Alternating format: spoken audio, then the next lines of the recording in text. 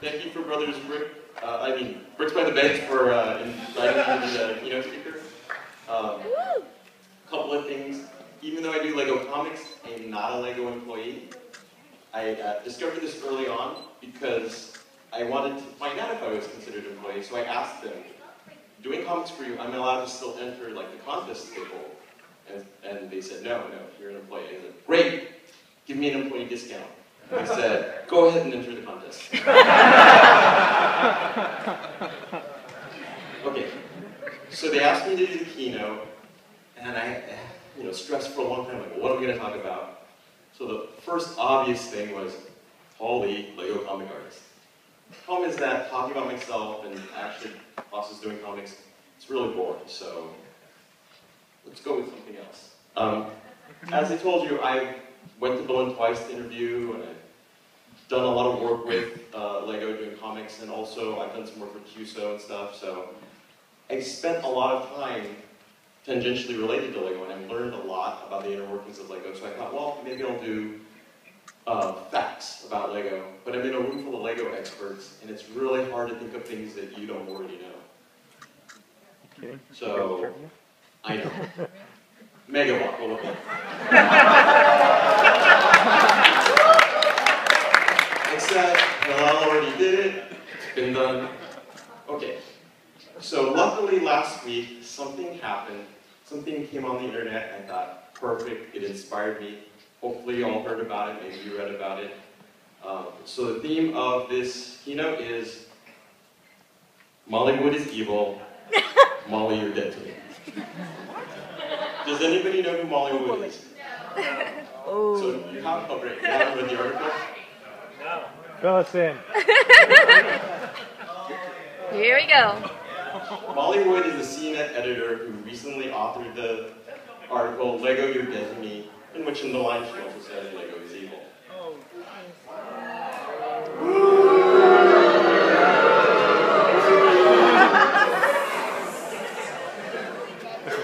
So, in the article, she resorts to those annoying cliche arguments that infuriate us. For instance, that complaint about how Lego is too specialized now, and it's not the Lego over you, and you can't use your imagination and make whatever you want.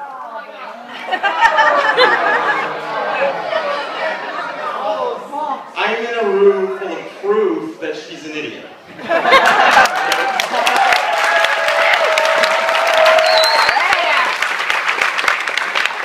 Argues that because they have instructions now, you can only build what it tells you to build. And so she has this whole rant against Lego where she's almost 100% factually wrong. And we run into this in the media. So this is sort of about the reactions people have to Lego and how they don't know what they're talking about and they're wrong. So this was even perpetuated on the TV show Community, where one of their characters launches into a tirade about what happened to Lego. They used to be simple. Simple was not better. There were 6 colors. We had a lot of colors. Lego rocks now. I don't understand why just 2x4s is the idea for some people of what Legos ought to be. So they talk about Lego being too specialized and you can't make what you want and there's no more building. We call that Jack Stone and Galador and snaps, okay?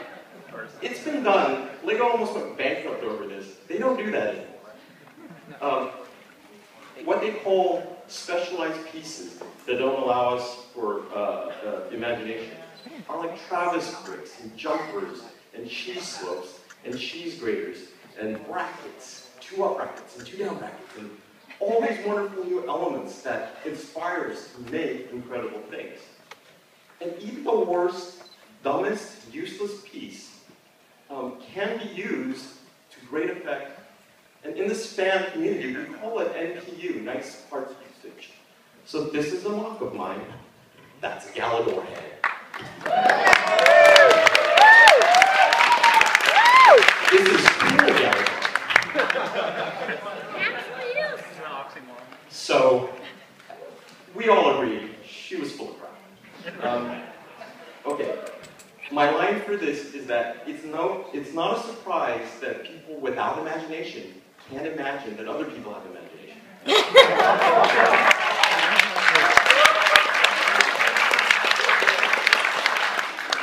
But her most annoying complaint in the article, the thing that drives me crazy the most, which I hope I can convince you all to sign on to.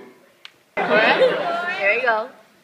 Her complaint that stepping on a Lego is the worst pain in the world. I know. What's it doing on the floor? Look, we've all heard that joke. Yeah, got it. It's painful. But a couple of things. I have never stepped on a Lego. I have 2 boys. They're not the neatest kids, but we have trained them to put it away. This is a parenting issue.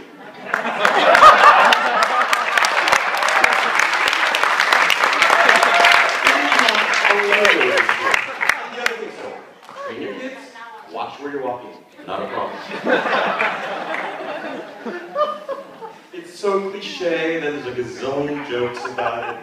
Got it. Yes, got it. Can we put it to rest? Okay. So, speaking of dumb jokes, I'll bring up another example of a dumb joke. Spark, the feminist movement against Friends.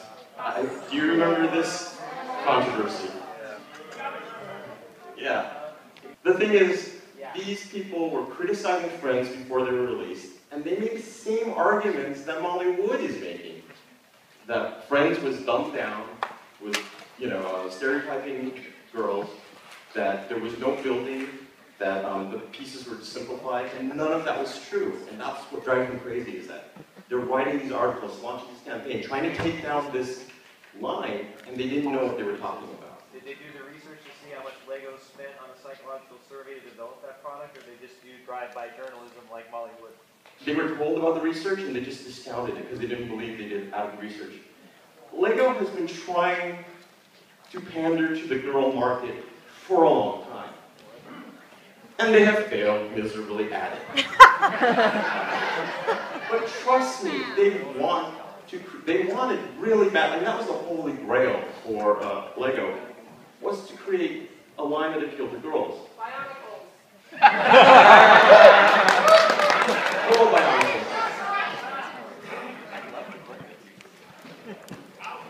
But so they went and the funny thing is they attacked Lego for gender stereotyping and for it being dumb building and bad stuff. And have you guys seen Mega Block Barbie?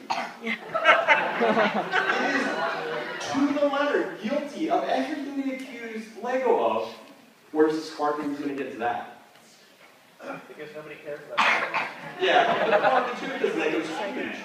And they just wanted like page views and to whip people into a frenzy, and they'll go after Lego because Lego's a big fat target.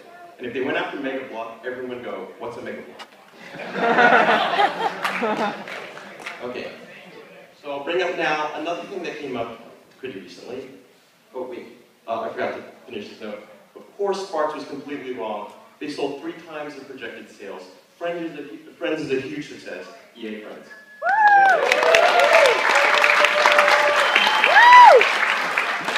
Another point. They talked about this as the gender stereotyping, and they were pandering to girls, and that only girls were going to buy this, and they're telling girls what they can buy.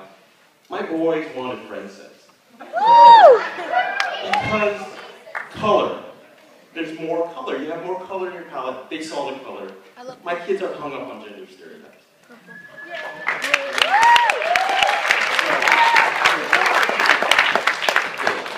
Another thing that's come up this past, fairly recently, the whole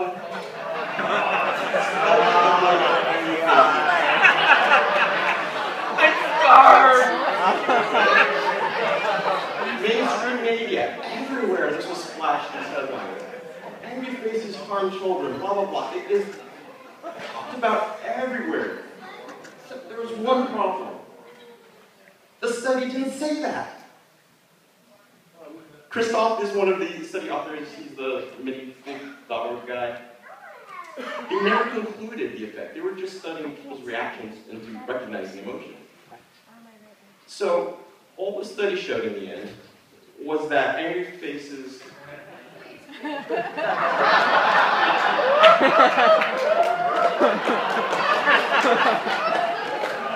again, why? Why does this happen? Lego's that big fat juicy target, people seize upon it, nobody bothers to find out the truth. Nobody stops to really know what they're talking about. I mean, nobody read the study. Nobody called the guys who did the study and say, hey, what's your study about? They just jumped to their conclusions and went with whatever reactionary anger they went with.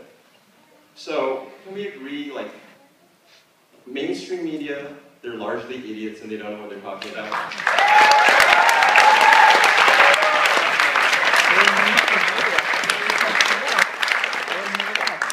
Here's the thing. We AFOLs, we're just as guilty. Do you remember the magnet figures?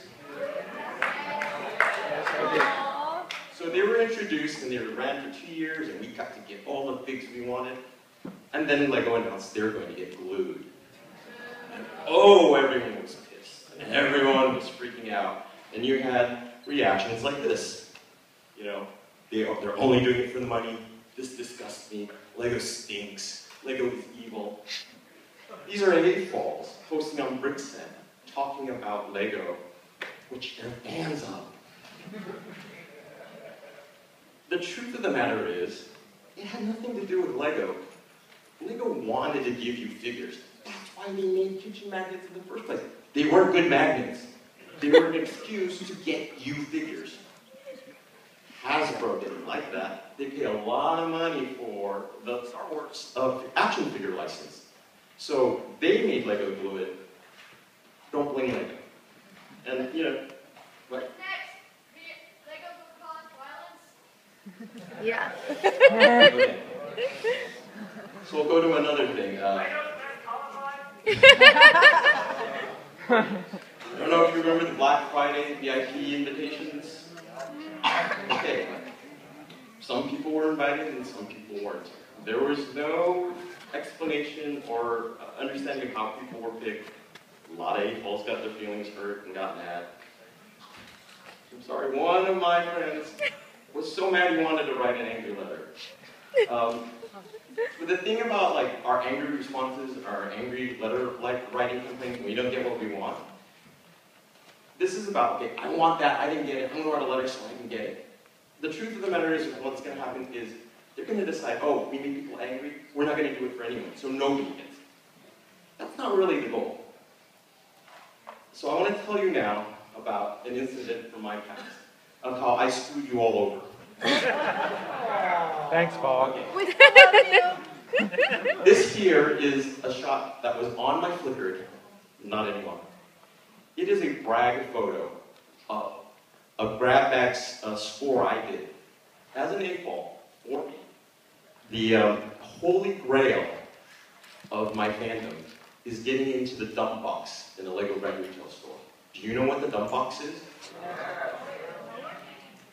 Yeah. So sometimes, if you're so lucky, you get access to that. It's the holy grail. You get to make your own grab bag of all the parts you want, and not any of the crap you don't want. And so this was sort of my grab bag scores, and I posted it because I was oh so proud. I got access to it because I was friendly with the manager, who no longer works for the line, so Kevin, don't turn him in. Okay.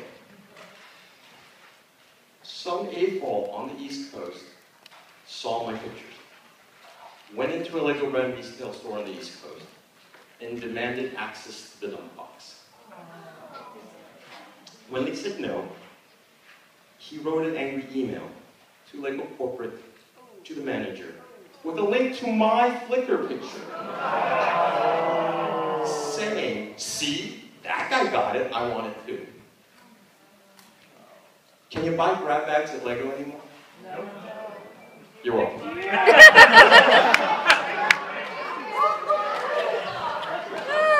It became a policy that managers were not allowed to let people have access to the dump box, and eventually the dump box and grab bags just went away.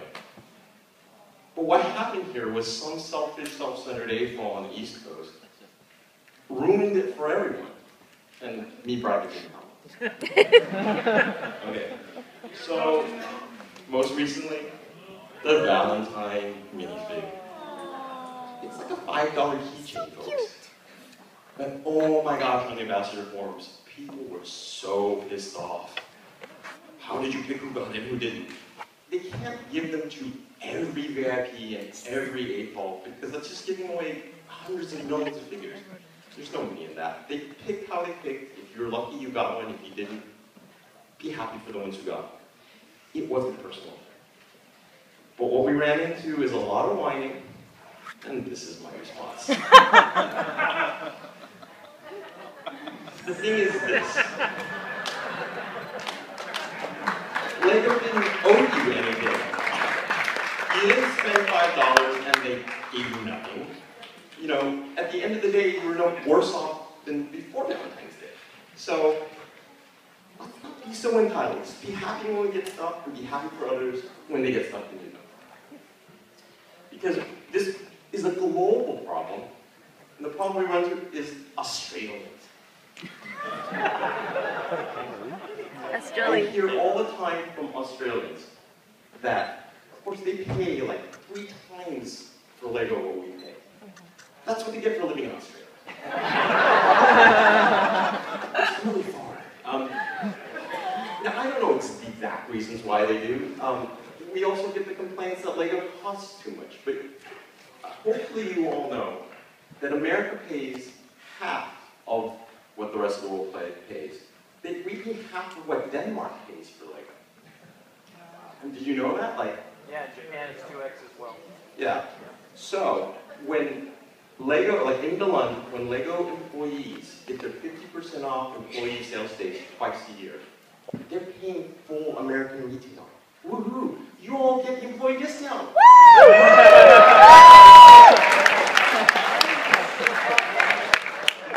Lego's expensive. If it weren't, it would be Mega Block. You're paying for quality and the design is brilliant. You're getting what you're paying for. There's value there.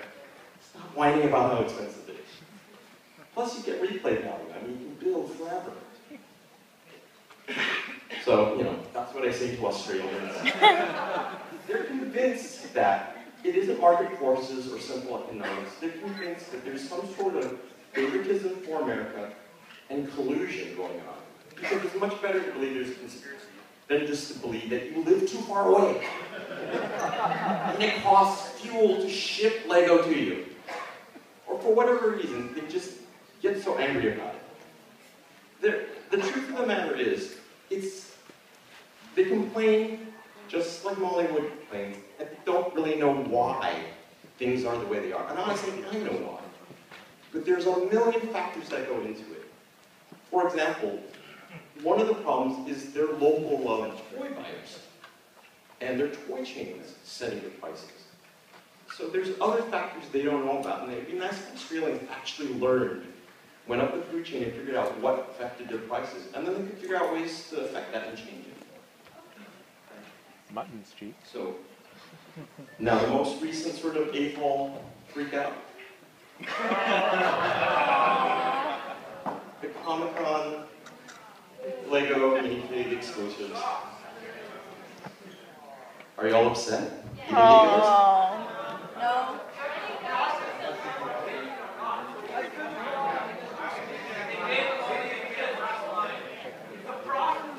I'm not talking about whether or not it was rigged. That's a whole other thing. But, okay.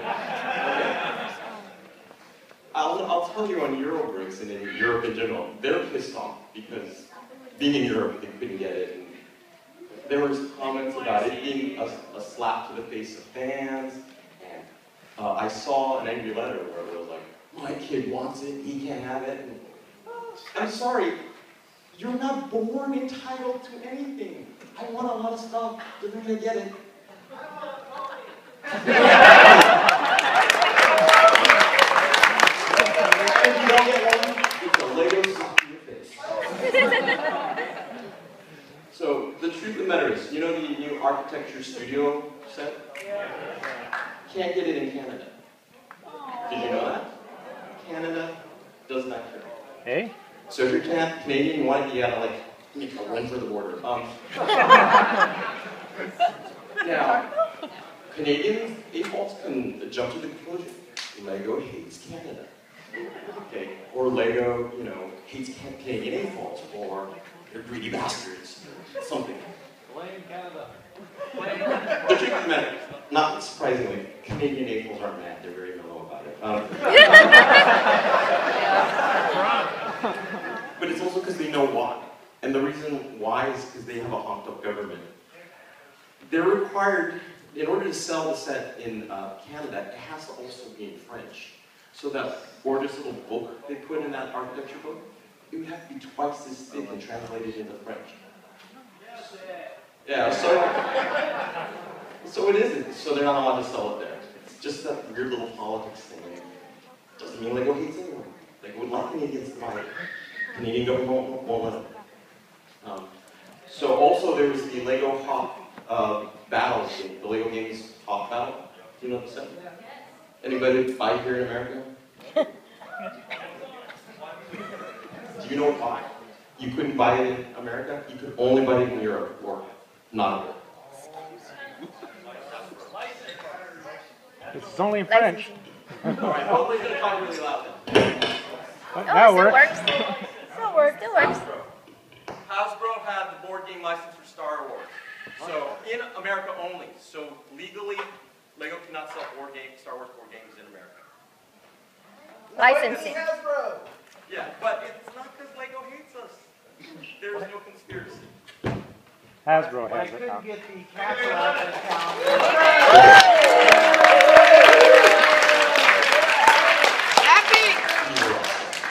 But I couldn't get the Castle Advent calendar, the Pirate Advent calendar, because they only sold it in Europe, and I complained. I called the guy in Texas who had it, and I said, here's $50. But you know what? They did release some. The castle one, I believe. Yes. First year, yes. Yeah. So they got some. Or make friends with people in Europe if you want a Lego Hot Battle game. So, here's to... Okay.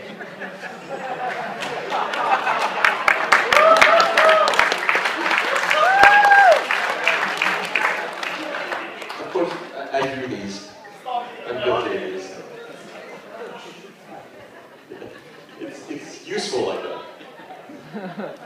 Okay, and maybe you've seen this one too. Yeah. So, my point here is, let's not be like Molly Wood.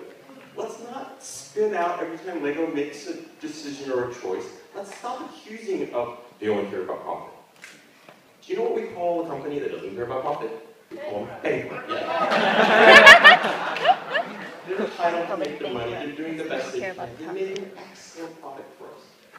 And they have an entire division called CEE that's meant to care about us. Maybe there's nobody that does that. They can't give us everything for free. They can't give you everything you want. But they give us a really good product. That's all they owe us. Okay? So let's not attack Lego for the modern way attack Lego. Let's not be convinced that they're evil or they're out to spite fans. Most of the time we don't know what's really going on. It's really always Hasbro's fault, okay? Can we agree? Yes! Discontinuation of event sales at the local stores, Hasbro. Stopping the damaged box sales, Hasbro. No. Why not? Okay, so let me change gears. Let me talk about Ned. I don't know if you remember Ned. Nate Nelson was an AFOL who passed away some years ago, April 2010. He was a really awesome AFOL, talented, brilliant, very warm and embracing and accepting of newbies. He was the very first person to comment on the very first thing I ever posted. And since then, we had many wonderful conversations, and he taught me a lot. He was a great guy. And when he passed away, it really devastated me, and that's when I was first starting to do the Lego comics. So I got a job to do a Space Police comic, and they wanted a scene with a traffic camera. spaceships. Okay? So, this is what happened. I didn't want to design a whole bunch of spaceships on my own. I called up a bunch of my lug members who are spacers, and also spacers I knew from online, and asked them if I could feature some of their mocks. They all gave me permission. They sent me pictures.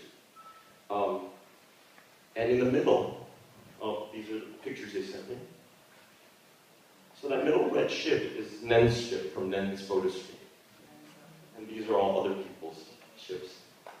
And to honor him, I put his name in the planet. And you can see in the gaseous world. Okay. So,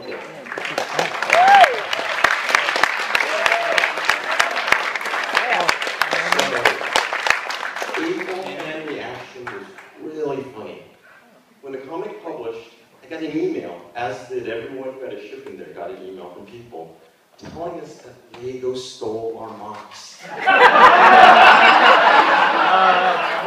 Lego is stealing from the fan community. So I had sworn my friends to secrecy until it published, because, you know, that's what you do. And so they all emailed me like, hey, people are saying this stuff, can we say something? I said, go ahead, it's published now, so you can say it. And they said, no. Our friend Paul did it, he has permission, it's totally cool, you know, it's awesome, we're honored. So that was the story out now. And then somebody pointed out the name. And so the fan reaction again was funny. Like, oh, that's awesome. That's so awesome. Lego loves fans. Lego really cares about us. Okay, here's the thing. It wasn't Lego. It was me. I didn't tell him I was doing it. He'd probably say no. I did it because I wanted to honor him. And even though I'm doing work for Lego, I don't speak for Lego. And if I got in trouble for this, I get in trouble for this. Lego doesn't get in trouble for this. Okay. Now, I also know Lego would never want to do this officially, because the annoying thing about human nature and the fan culture is, if they officially did a tribute to Nen who passed away, they then have to do a tribute to everyone who dies. Okay, because the 1/8 ball who passes away and Lego doesn't put in their comic, oh, Lego's evil. Lego hates fans. So their general official policies is just don't do stuff like this, because the one time they don't, they're going to catch a lot of flack. And you might argue, but wait, Lego did honor it. Yes. Right? This Alien Conquest set, right? There's Nen. His famous Vipers featured, right? It wasn't Lego. It was Mark Stafford. Yes. An eightfold designer who is a designer for Lego, who, like me, respected Nen and chose to honor him. It was a design choice he did as a designer. It's an individual who made that choice, not this soulless corporation. So when you guys sit here and talk about, like, Lego cares about us, Lego doesn't care about us, Lego largely doesn't know we exist. But I would say this. Lego is not the board. Lego is not a singular hive mind. We need to stop seeing them as this singular entity that Lego hates us. Lego is evil. Lego does this. Lego does that. The one fact that I've learned from my dealings with Lego is that they are a huge, diverse organization, multifaceted. There are individuals making decisions. There's different agendas and politics and aspirations. There's people working at cross purposes. There's competition within the company. And to attribute any singular motive to the entire company, it's just kind of lazy thinking. You don't work that way. I'll give you, most recently, like, for example, the Shaun of the Dead Huso set. You know, exceeded 10,000 votes. It was featured on, I think, on Conan O'Brien or something. Yes. But it went into review and eventually got rejected. And the fan reaction was, why does Lego do this? Like, if they were going to reject it anyways, why did they allow it to get that far? The answer is they weren't going to reject it anyways. They didn't know. They didn't know what would reach 10,000. They didn't know what would succeed or wouldn't succeed. All of this is new territory for them. And from what I've heard on the inside, like half the company wanted this to happen, and half of it didn't. And so there were people arguing for both sides. this whole notion that they had already decided it couldn't happen, it wasn't like that at all. There was a chance, however remote. But eventually, because of the source material, they decided not to do it. I think that's their prerogative. But people were so mad at CUSO for it, and CUSO provided the opportunity, but it's not guaranteed, and there's no predestiny on any of this stuff. Okay, so here's a couple of things I want you to understand about what I've dealt with Lego. There's a lot of weird redundancies and stuff. Lego is in fact broken up into different divisions and themes and brands. And so each brand has a brand manager, and each theme has its own marketing budget. And that's been broken down regionally. So there's a Central European marketing budget and an American marketing budget, and they're not the same people. What that has resulted in is that when I've done comics, often I'll do like 4 or 5 Pharaoh's Quest comics, and they're all essentially the same story again and again and again. Like, I said, I kind of did this story. Why do you want me to do it again? Well, this one's for the German market. Okay, so the German brand manager is allocating German marketing dollars to pay for the comic. But I said, well, I just did one for America, pretty much the same. Why don't they use it? Well, they don't want to, because they want their own. Okay? See, so there's individuals at work in place. Sometimes it doesn't make sense, because they save a lot of money if they just work together. So there's rivalry. So when I do these comics, sometimes, for instance, I've got to do a crowd scene of people running in panic, and I don't go, hey, I could use collectible minifigs, right? Like, that'd be cool. I could throw in a, I don't know, a clown or something. I don't know. But this is what I run into. Any choice like that has to go through an approval process and clearances. So basically, like the Alien Conquest brand manager has to approve the use of a collectible minifig in this comic. And if he doesn't get along with the collectible minifig brand manager, he doesn't want to have his advertising dollars paid advertising. Yeah. Some brand managers get along, so like, some are like, hey, sure, no problem, go ahead and put that in. Some are like, these are the things I have to deal with. So I did this one Alien Conquest spread that introduced dinos. 8 pages, across all these themes. The only reason it happened was each theme paid for 2 pages.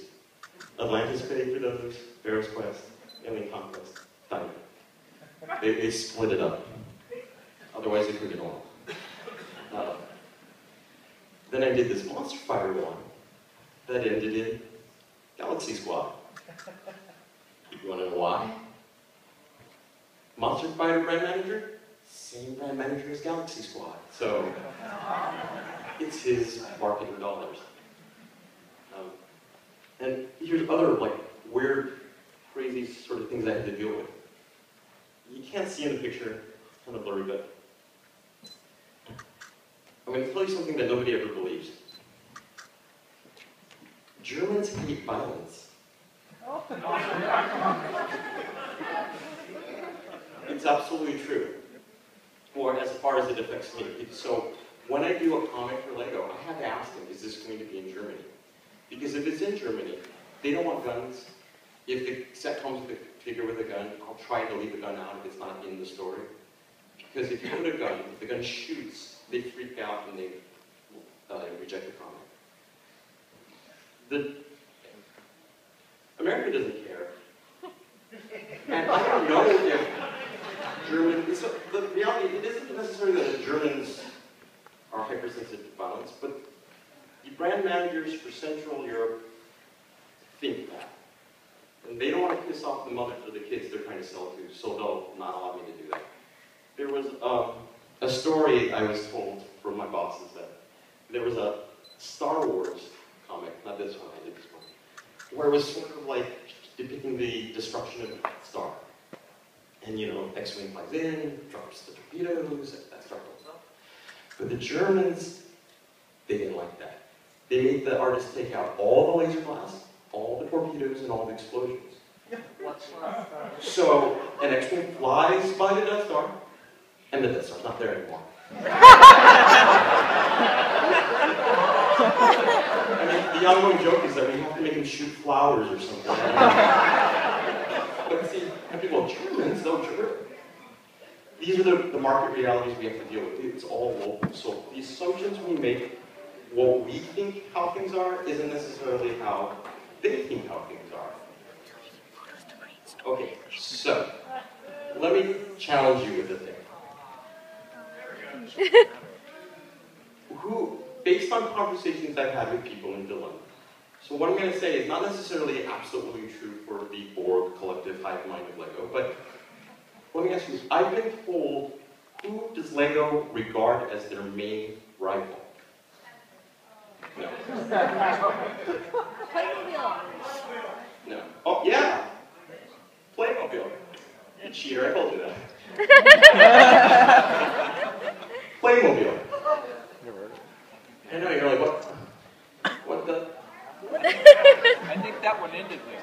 I've told a lot of people this, because I was told this, and my reaction was, because there's almost no Playmobil here, unless you go to the fancy, shishi, overly expensive store. People don't believe me. They always, it falls respond, it's not even a construction toy. Yeah, that's really not the point. Lego's not really worried about Mega Block and Creo. They have very little market share. But what you have to understand what Playmobil represents, the bosses at Lego live or work in Berlin. They're Europeans. They raise their kids in Europe. They bring their kids to European toy stores, which have a lot of Playmobil. So when they go into the European toy store with their European kid, they're looking at shelf space and real estate. How much shelf space is Lego? How much is Playmobil? Because that's really what it comes down to. The more shelf space you have, the more product you have to sell and move. That's market dominance. And if they're approaching, that's the right word. In America, Playmobil is not even an issue. But they don't live in America, and they're seeing what they see. So even if we don't think Playmobil should be the main rival, we have to understand they think that. So we have to understand how they think or why they think what they do, even when we don't agree. I mean, it could be wrong, but they think that. Okay, so I will end this with the most important thing that I learned about Lego from my trips there. This is very key as knowledge for you that maybe you can use it as leverage one day. Okay?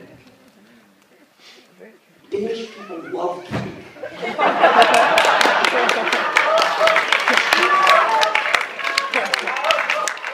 I kid you not. No. It's not that they really like it.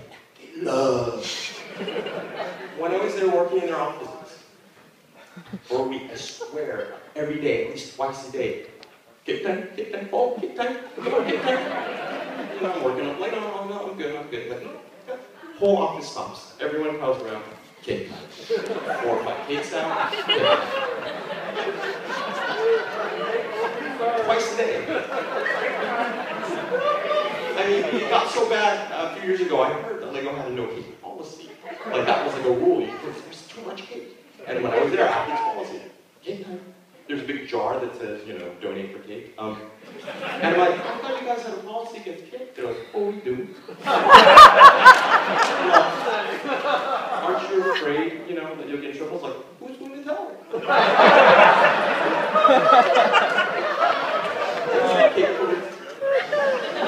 So,